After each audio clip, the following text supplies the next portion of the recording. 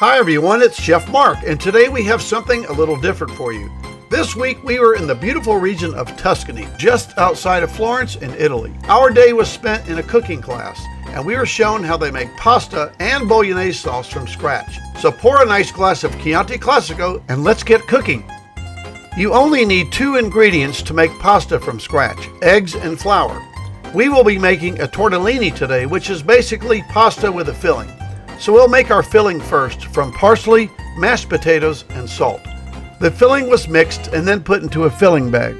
To make the pasta, we put 7 ounces of 00 flour onto a clean surface and spread it out. Basically, we're making a bowl. Next, we added 2 fresh eggs and mixed them thoroughly.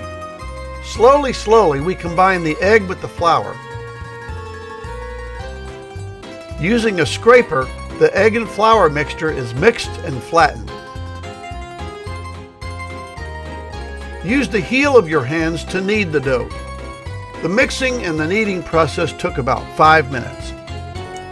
Next, we used a rolling pin to stretch the dough into a flat sheet. Now this took some practice, but we finally got the dough into a thin sheet. Using a round cutter, we cut the pasta sheets into small circles. In the middle of the circle, we put about a tablespoon of the filling. Then we folded it over, sealed in the filling, and made it into a tortellini. This is also how a ravioli is made.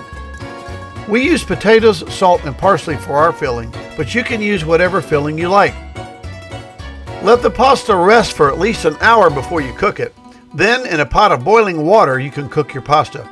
Unlike dry pasta in a box, fresh pasta only takes 2.5 to 3 minutes to cook. Next, we made our Bolognese sauce. A shallot was chopped and put into a cold pot. We added in some olive oil and turned the heat up to medium-low. After it was sautéed for a few minutes, we added in our Italian sausage. The sausage was browned, and then we added in some Chianti wine, tomato puree, and bay leaves. The sauce was stirred and covered and allowed to cook on low for about an hour. After making some fresh pesto and gelato, we sat down to eat, and boy was it good.